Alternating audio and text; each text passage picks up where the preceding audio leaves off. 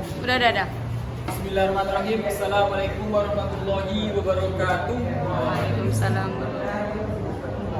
Baik, di sini saja kami dari kelompok 4 tafsir Nabawi akan membahas mengenai metode tafsir maudhu'.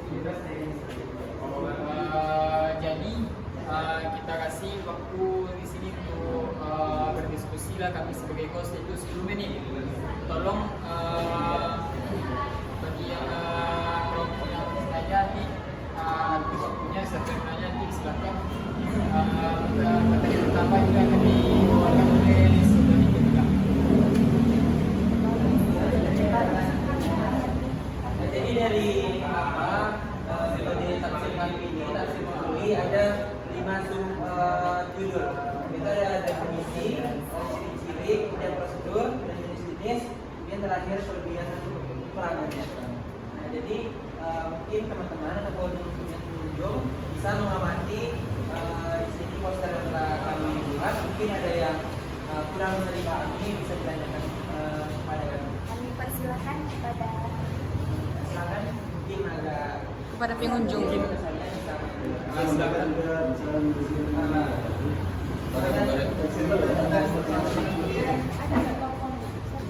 Jaka.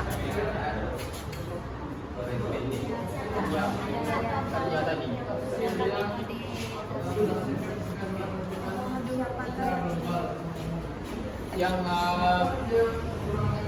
mempopulerkan metode ini.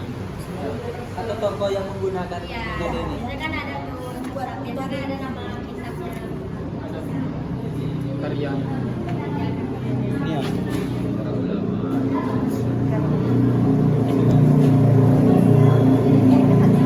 Jadi ada ulama yang mempopulerkan metode tafsir maudhu', yaitu mufassir. Yang pertama kali menggunakan metode ini adalah Ibnu Jarir At-Tabari. Ibnu Jarir At-Tabari yang pertama kali yang mempopulerkan mengenai metode tafsir maudhu' ini.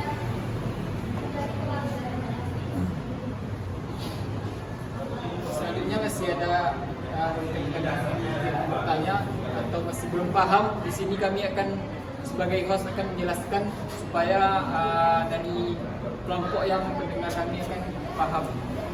Itu mengenai prosedur itu yang mengidentifikasi korelasi itu bagaimana?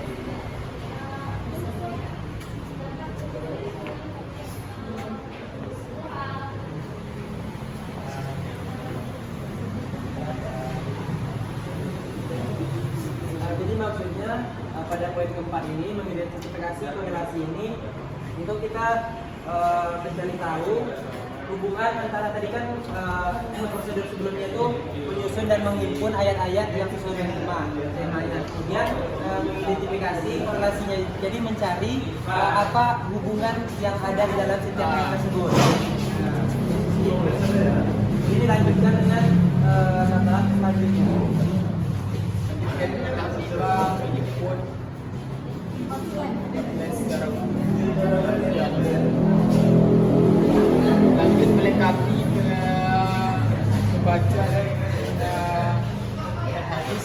Selanjutnya mempelajari secara tematik untuk menyeluruh ayat-ayat yang telah disebut tadi akhirnya.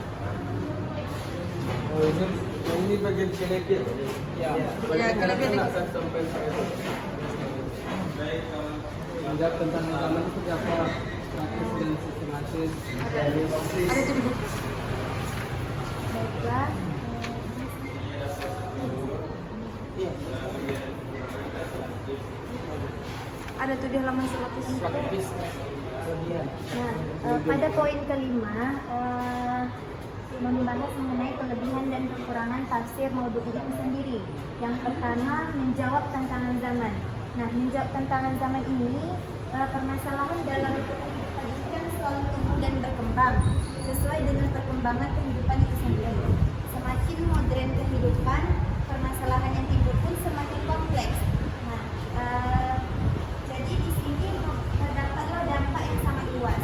Hal itu dimungkinkan karena apa yang terjadi pada suatu tempat pada saat bersamaan dapat disaksikan oleh orang lain di tempat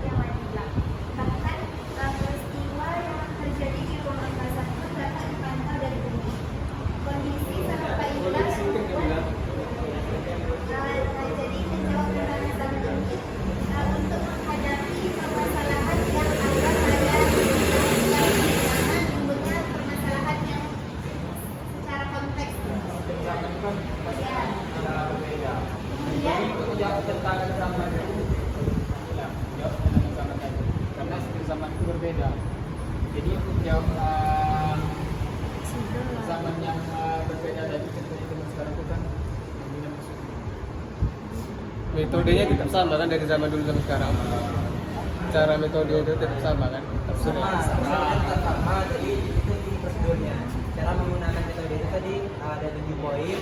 Jadi maksud dari menjawab tantangan zaman ini, metode ini bisa digunakan di setiap zaman, mulai dari zaman pertama dibukakan metode ini sampai dengan sekarang. Oh, tidak ada perubahannya kan? Ya, perubahannya dia bisa Tetap itu aja metodenya Ya. sampai sekarang. Terus praktis sistematisnya? Praktis dan sistematis itu dengan adanya ini seniman mendapatkan petunjuk secara dapat lebih menghemat waktu, kemudian efektif dan efisien. Jadi dia praktik dan sistematis itu. Dinamis. Mungkin bisa diberikan contohnya kayak jadi bisa lebih paham gitu definisi yang ayat Al-Quran sesuai dengan tema atau judul yang telah ditetapkan. Tapi judulnya tuh berarti ayatnya tuh sama temanya.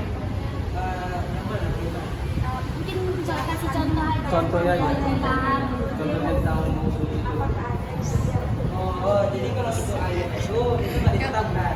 Dia sesuai dengan tema, misalnya ingin mengkaji tentang perintah sholat, jadi dikumpulkan ayat-ayat yang khusus tentang sholat aja, kemudian diurutkan mana ayat yang terlebih dahulu, yang baru yang turun, kemudian sampai terakhir. Nah, jadi itu sesuai dengan temanya ayat-ayatnya, nggak terusus gitu. Jadi dari buku ini nggak diususkan untuk pengkajian penelitian terusus, nggak. Itu bisa untuk semua penelitian. Oke. Puasa dengan Iya. ayatnya di mana sampai 3 menit sebelumnya.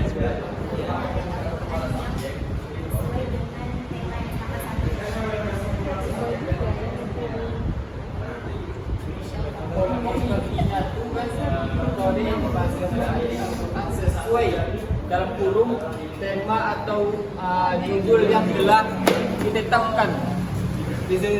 Para mufasir mana ada nama enggak tentang metode ini?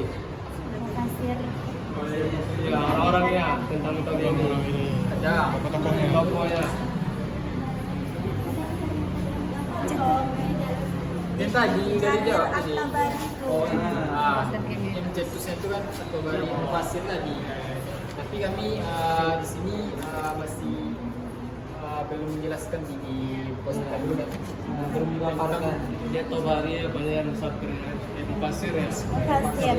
Musafir At-Tabari. Musafir itu beda lagi. Ya, mufasir. Musafir itu orang perjalanan jauh. Baik, Saudara Haikal sudah paham tentang metode tafsir maudhu ini. Jangan tahu. Nah, jikalau enggak, coba saudara jelaskan apa itu definisi tafsir metode maudhu ini. Kan sudah kami jelaskan. Jadi intinya apa? Intinya Ya terus. Pokoknya ayat itu satu. Jadi intinya ini kan. Jadi metode bahasa Al-Quran sesuai dalam kurung kebilangan tema atau judul yang telah ditetapkan. Jadi bukan ayatnya satu. Temanya temanya satu. satu, Ayatnya bisa banyak. Jadi kita bahas di sini prosedurnya dulu.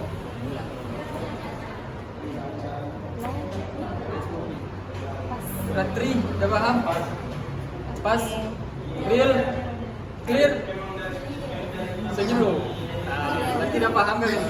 Baik.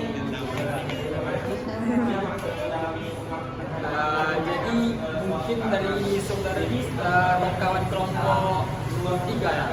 Ya, 3 sudah paham. Sekian dari kami. Assalamualaikum warahmatullahi wabarakatuh.